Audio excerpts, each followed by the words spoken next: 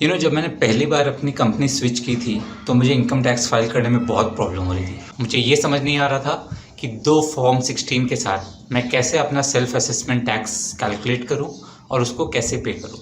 And for that reason I had to take the help of a tax consultant.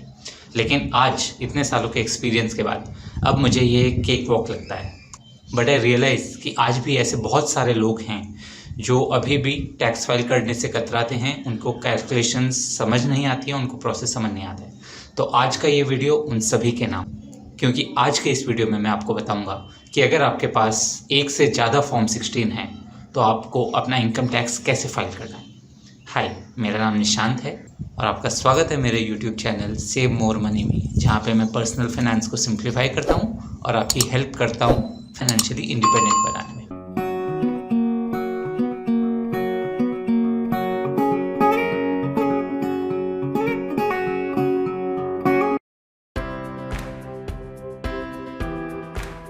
सबसे पहले login कीजिए income tax की website पे। वहाँ पे आप फाइल नाम पर क्लिक कीजिए, select your assessment year and your mode of filing. मैंने ऑनलाइन सेलेक्ट किया, कंटिन्यू। नया आईटीआर फाइल करता हूँ, start new filing, individual, continue. Choose your ITR form. मैं आपको आईटीआर 1 पर दिखाऊंगा, आईटीआर 2 पर भी प्रोसेस सेम रहेगा। Let's get started. तो reason for filing, taxable income is more than exemption limit. यहाँ पे आपको पर्सनल इन्फॉर्मेशन अपना पूरा वेरीफाई करना है। स्क्रॉल डाउन करने पे आपको ये एक मैंडेटरी फील्ड सबमिट करना होगा।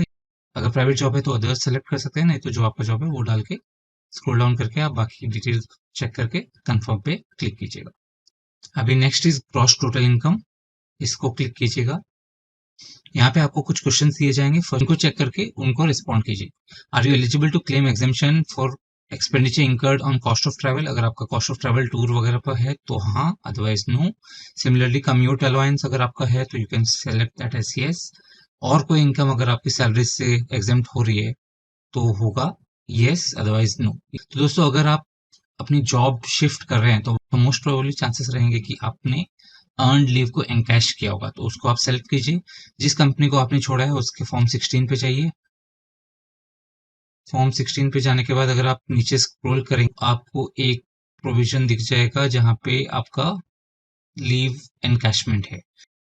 सो दिस वैल्यू 33148 मैं अपने आईटीआर में डाल सकता हूँ। Leave encashment 33148, click on continue. उसके बाद आपकी ये सैलरी को अभी दो कंपनीज की सैलरी यहाँ पे डालनी पड़ेगी। फर्स्ट ऑफ ऑल एडिट कीजिए। तो दोस्तों, आपको यहाँ पे अपनी इनकम फ्रॉम सैलरी की डिटेल्स एंटर करना है। आपको सिंपल कैलकुलेशंस करना है। दोनों फॉर्म 16 या जितने भी कंपनीज आपने चेंज किए हैं उनके फॉर्म 16 को लीजिए, उनकी वैल्यूज ऐड कीजिए और यहाँ पे भरते जाइए। So let's get started. सबसे पहले फर्स्ट आता है gross salary, salary as per section 17(1). अगर आप ये आई बटन पे क्लिक करेंगे तो आप देखेंगे कि फॉर्म 16 में ये सेक्शन 1A है। तो मैं अपने फॉर्म 16 पे जाता हूँ। फर्स्ट कंपनी का मेरा जो सेक्शन 1A है उसकी वैल्यू 155379 है। तो मैं एक कैलकुलेटर भी ओपन कर लेता हूँ और उसमें फर्स्ट कंपनी की वैल्यू है 155379 प्लस। अभी सेकेंड कंपनी मेरी जो है उसकी वैल्यू 1A में क्या है, उसकी वैल्यू है 1862940, 1862940। तो 2018-319 ये है मेरी टोटल इनकम अंडर सेक्शन 17(1) जो मुझको अपने आईटीआर फॉर्म में डालना है। तो यहाँ पे मैं वैल्यू डालूंगा 2018-319, 2018-319। उसके बाद value of perks as per section 17(2) and profit in lieu of salary as per section 17(3). तो अगर मैं अपने फॉर्म 16 में जाता हूँ तो पर्क्स 17(2) 0 है, प्रॉफिट 17(3) 0 है पहले कंपनी में और दूसरी कंपनी में भी 0 है। तो इसलिए मैंने दोनों वैल्यूज को 0 ही रखा है। उसके बाद आता है सेक्शन 89। तो बेसिकली ये आपका रिटायरमेंट रिलेटेड है और ये आपको फॉर्म 16 में सेक्शन 18 में मिलेगा अगर आप स्क्रॉल डाउन करेंगे। तो यहाँ पे रिलीफ अंडर सेक्शन 89, ये मेरे फर्स्ट फॉर्म 16 में 0 है। और अगर मैं सेकेंड फॉर्म 16 में जाता हूँ तो उसमें भी ये वैल्यू 0 है। तो इसलिए मैंने इसको 0 रखा है। ये जो भी यहाँ पे आ रहा है उसको मैं डिलीट कर सकता हूँ। तो ये मेरा डिलीट हो गया। उसके बाद आप आएंगे अगेन 89, ये आपका कुछ है नहीं। उसके बाद आपका आता है एग्जेम्पशन। एग्जेम्पशन आपको अगर आप आई बटन पे क्लिक करेंगे तो दिस इज सेक्शन 2। तो मैं फॉर्म 16 पे जाऊंगा वापस से सेक्शन नंबर 2 ऊपर स्क्रॉल करूंगा, एग्जेम्पशंस में मेरा लीव सैलरी एनकैशमेंट 33148 ये मेरी फर्स्ट कंपनी का। और अगर मैं दूसरी कंपनी में जाऊं, सेक्शन 2 ऊपर देखूं, सब जीरो है सेक्शन 2 में, तो मैं सिर्फ फर्स्ट कंपनी का 33148 वैल्यू इधर डाल दूंगा। ये मैंने डाल दिया। उसके बाद मेरा 89 अगेन ब्लैंक है तो वो छोड़ दिया, नेट सैलरी अपने आप कैलकुलेट हो जाएगी। उसके बाद आता है डिडक्शंस। सिंस हम न्यू टैक्स रिजीम में कैलकुलेशंस देख रहे हैं, यहाँ पे स्टैंडर्ड डिडक्शन बाय डिफॉल्ट 50,000 हो जाएगा। अगर आपकी दोनों कंपनीज में 50,000 डिडक्ट हुआ है तो आप उसको इग्नोर कीजिए। जैसे अगर मैं यहाँ पे देखूं, दोनों कंपनी में मेरा, अगर यहाँ पे देखेंगे डिडक्शन, स्टैंडर्ड डिडक्शन जो है 4A 50,000 फर्स्ट कंपनी में डिडक्ट हुआ है, और वैसे ही सेकंड कंपनी में भी 4A 50,000 हुआ है। 2 बार 50,000 हुआ है, बट इनकम टैक्स के हिसाब से आप एक ही बार डिडक्शन ले सकते हैं, इसलिए बाय डिफॉल्ट 50,000 एक ही बार हुआ है, तो आप उसको इग्नोर कर दीजिए। ये आपका हो गया। उसके अलावा entertainment allowance and professional tax मेरा 0 है इसमें, और इसमें भी 0 है, इसलिए मैंने इनको छोड़ दिया है। सो इनको सेव कर लिया मैंने। This is your total income which you have earn from both the companies. इसके अलावा once you have saved it, अगर आप स्क्रॉल करेंगे तो आप यहाँ पे बाकी सोर्स की इनकम भी डाल सकते हैं। डिविडेंड इनकम आपकी जो हो गई, अगर आपको इनकम टैक्स लास्ट ईयर जो आपने फाइल किया था उसका इंटरेस्ट रिफंड मिला तो उसका इनकम आप डाल सकते हैं यहाँ पे। सेविंग बैंक में आपका कितना है वो सब आप डाल सकते हैं। डिपॉजिट्स वगैरह एफडीज जो होते हैं उसका इनकम कितना मिला इंटरेस्ट पे, वो सब आप डाल सकते हैं। Very standard process. वो सब करने के बाद आपकी फाइनल इनकम जो आती है वो यहाँ पे टोटल कैलकुलेट होके आ गई। मेरे केस में 1984,182 आई है। उसके अलावा और कोई एग्जेम्प्ट इनकम है तो आप यहाँ पे सेलेक्ट कर सकते हैं। मैंने पहले ही देख लिया था, कुछ और एग्जेम्प्ट इनकम नहीं है। बट अगर आपकी एग्रीकल्चर इनकम है, या अगर आपका कुछ और प्रोविडेंट फंड वगैरह रिसीव हुआ है, सुपर एनुएशन रिसीव हुआ है, तो आप ये सब चेक कर सकते हो, और अगर कुछ है तो यहाँ पे डाल सकते हैं। Otherwise you can just cancel this, and after cancelling you can just confirm this. तो वंस यू कंफर्म, आपका ग्रॉस टोटल इनकम कैलकुलेट हो गया। अब आते हैं डिडक्शंस पर। डिडक्शंस, अगर आपको एनपीएस अकाउंट में डिडक्शन हुआ है न्यू टैक्स रेजिम के अंदर, तो that can be entered here. तो मेरे केस में अगर मैं फॉर्म 16 पे जाता हूँ तो एनपीएस एटीसीसीडी आपको कहाँ मिलेगा? आपको ये मिलेगा एटीसीसीडी सेक्शन 10 एफ में। तो 58,048 मेरी एक कंपनी में कट हुआ है, और अगर मैं दूसरी कंपनी में जाता हूँ 8F, उसमें 0 है। तो मैं 58,048 डायरेक्ट वैल्यू यहाँ पे डाल देता हूँ 58,048। तो यहाँ पे अगर आप एग्री नहीं करते हैं तो आप डायरेक्टली इसको नो करके 58,048 भी कर सकते हैं, and you can click on continue. तो यहाँ पे मेरा 58,048 आ गया। उसके अलावा बाकी सारे डिडक्शंस डिसेबल्ड हैं because I am filing in new tax regime, तो मैं ये कंफर्म कर देता हूँ। तो this has taken care of my deductions. अब आते हैं टैक्स पेड पे। टैक्स पेड पे आपको दोनों कंपनीज में जितना टैक्स पे किया है उसके वैल्यूज यहाँ पे आपको एंटर करना पड़ेगा। सैलरी इनकम फर्स्ट वाला सेलेक्ट कीजिए, details of TDS on salary income. यहाँ पे फॉर्म 16 में हम जाएंगे। फॉर्म 16 में सबसे ऊपर स्क्रॉल कीजिए, यहाँ पे आपको टीडीएस की डिटेल्स दिख जाएंगे। तो मेरी जो फर्स्ट कंपनी है उसमें मेरा कोई भी टैक्स नहीं कटा था, टैक्स 0 है। और मेरी जो दूसरी कंपनी है, अगर मैं उस पर ऊपर स्क्रॉल करता हूँ तो amount of tax deducted is 248,203 and amount of tax deposited is 248,203। तो मेरे को बेसिकली 248,203 वैल्यू यहाँ पे डालनी होगी। Amount of tax deducted is 248,203 automatically इसने कैलकुलेट कर लिया है। अगर कैलकुलेट नहीं किया तो आप इसको एडिट करके वैल्यू को एंटर कर सकते हैं। 248,203 income chargeable as we saw earlier was 18,04,892। तो ये मैंने सेव कर दिया यहाँ पे।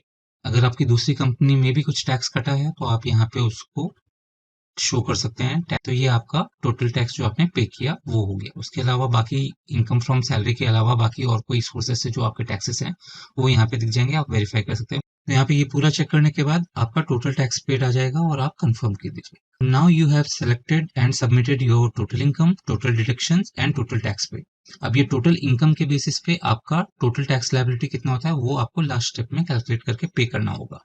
ये टोटल लायबिलिटी आपको क्यों आएगा? क्योंकि आपकी दोनों कंपनीज ने अपने अपने इनकम के हिसाब से टैक्स कट किया था। जो फर्स्ट कंपनी थी, अगर मैं उसको देखूं तो उसने मेरे को सिर्फ 1.5 लाख के आसपास अमाउंट पे किया था और उस पर उसने टैक्स कट नहीं किया था क्योंकि that was below the taxable income. Similarly जो दूसरी कंपनी है मेरी, उसने मुझे अराउंड 18 लाख पे किया है और उसके बेसिस पे उसने टैक्स कैलकुलेट किया है। लेकिन मेरा टोटल इनकम जो है 1.5 लाख प्लस 18 लाख अराउंड 19.5 लाख है। On top of that dividend income, interest income और बाकी सब इनकम वो सब भी टैक्सेबल हो जाएगा, तो इसलिए मुझे एडिशनल टैक्स पे करना पड़ेगा। तो मेरी टोटल इनकम जो है 1984, डिडक्शंस 58, टैक्स पेड ये है। अब क्लिक करते हैं टोटल टैक्स लायबिलिटी पे। तो यहाँ पे जैसे आप देख सकते हैं total gross income 19.84 lakhs, deductions 58,000, total income जो टैक्सेबल है 19.26 लैक्स हुआ है। उस पे आपका टैक्स पेएबल जो टोटल होना चाहिए 2.77 लैक्स है। अगर आपको चाहिए तो कैलकुलेशंस आप चेक कर सकते हैं, 30% टैक्स स्लैब के हिसाब से कैलकुलेशंस रहेंगे। देन 2.77 आपका टोटल टैक्स पेएबल है, और उसमें अगर आप सेस वगैरह मिलाएंगे तो 2.88 आपको टैक्स पे करना है। उसके अलावा इंटरेस्ट इनकम वगैरह जो है वो ऐड करेंगे तो 3417 होगा, तो 2.92 आपको total tax fee and interest के साथ पे करना है। तो ये आपका हो गया कंफर्म, 2.92 आपको पे करना है। तो अगर आप देखेंगे 2.92 आपको पे करना था, 2.51 आपने पे किया है, उसका मतलब ये है कि आपको 40,000 एडिशनल पे करना पड़ेगा। You need to make a payment of 41,220। तो ये आप सेल्फ असेसमेंट टैक्स के थ्रू कर सकते हैं। इस पे मैंने अलग से वीडियो बना के ऑलरेडी शेयर की है यूट्यूब पे, उसका लिंक मैं ऊपर आई बटन या डिस्क्रिप्शन में दे दूंगा, you can refer to that. Self assessment tax pay कीजिएगा, 41,220 का भर देंगे तो आप वापस से टैक्स पेड पे जाइए। टैक्स पेड पे जाने के बाद आप यहाँ पे सेल्फ असेसमेंट टैक्स जो है सेक्शन, यहाँ पे आप ऐड अनदर करके उसमें आप डिटेल्स डालिए, और then your tax filing is done. तो this is using the new tax regime. अब काफी लोग बोलेंगे कि मैं पुराने टैक्स रेजिम से भरना चाहता हूँ, तो उसके लिए क्या कर सकते हैं। तो let's see what can be done. उसके लिए हम वापस से अपने समरी में जाते हैं, गो बैक टू समरी, और यहाँ पे फर्स्ट सेक्शन में जाते हैं पर्सनल इन्फॉर्मेशन। अब पर्सनल इन्फॉर्मेशन में जाने के बाद अगर आप नीचे आएंगे तो यहाँ पे आपको ये सेक्शन दिखेगा, do you wish to exercise opting out of new tax regime. इसको यस कीजिए और सेव कीजिए। सेव करेंगे तो ये ओल्ड टैक्स रेजिम को एक्टिवेट कर देगा। उसमें फिर आप जाइए टोटल इनकम ग्रॉस में, यहाँ पे आपको क्वेश्चंस पूछे जाएंगे। ट्रैवल पे आपने कुछ खर्चा किया है, नो, अगर किया है तो एंटर कर देना। चिल्ड्रन अलाउंस वगैरह है तो वो कर देना। एचआरए अगर आपको मिल रहा है तो वो एंटर कर देना, अगर नहीं मिल रहा है तो आप नो कर दीजिए, मिल रहा है तो यस करके उसकी वैल्यू यहाँ पे आप एंटर कर सकते हैं। फॉर एग्जाम्पल चलिए मैं यस करके इसकी 5,000 रुपीज़ यहाँ पे एंटर कर देता हूँ। एलटीए अगर आपने लिया है तो अगेन 25,000 में कर देता हूँ, and just putting some random figures here. उसके अलावा रेम्यूनरेशन, पर्क्स, ग्रेचुइटी वगैरह नहीं है। अर्न लीव हमारा ऑलरेडी अपडेटेड है, तो ये हो गया। शो मोर में अगर कुछ और है तो नहीं, और कुछ नहीं है। Let's continue. अभी हम इसको एडिट करते हैं हमारी इनकम को, क्योंकि यहाँ पे अभी हमें काफ़ी और चीज़ें भी ऐड और डिलीट करनी पड़ेंगी। अब यहाँ पे ये फर्स्ट सेक्शन तो एज इट इज़ रहेगा, इसको मैं डिलीट कर देता हूँ 89 को, ये हो गया। उसके अलावा हमारा 5,000 का हमारा एचआरए जो हमने भरा था वो यहाँ पे ऑटोमेटिकली आ गया है। एलटीए जो 25,000 भरा था वो ऑटोमेटिकली आ गया है, so that is taken care. Section 80C यहाँ पे नहीं है, वो डिडक्शंस में है तो आप उसको छोड़ सकते हैं। 50,000 जो डिडक्शन स्टैंडर्ड है वो ऑटोमेटिकली आ गया। प्रोफेशनल टैक्स आप उसको अपने फॉर्म 16 में चेक कर सकते हैं, अगर आप फॉर्म 16 में स्क्रॉल डाउन करेंगे। मेरे केस में टैक्स एंड एम्प्लॉयमेंट 0 है, तो ये आपका अगर ओल्ड डिडक्शन है तो उसमें 2400 या जो भी है 200 रुपये पर मंथ के हिसाब से वो रहेगा, वो आप यहाँ पे डालिए, वैल्यू को सेव कीजिएगा। उसके बाद नीचे और वेरीफाई करने के बाद सबमिट कीजिएगा, कंफर्म कीजिएगा, then go to the deduction section. Now go to deductions. आपका डोनेशन नहीं है, पॉलिटिकल पार्टी नहीं है, डिसेबिलिटी नहीं है, पर्सन विद डिसेबिलिटी नहीं है, साइंटिफिक रिसर्च नहीं है, एटीजी नहीं है, एटीसी हाँ ये रहेगा तो 150 इसका मैक्सिमम होता है। एटीसी CD2 आपने ऑलरेडी भर लिया है। एटीडी ये आपका रहेगा, उसका अलग से हम भरेंगे।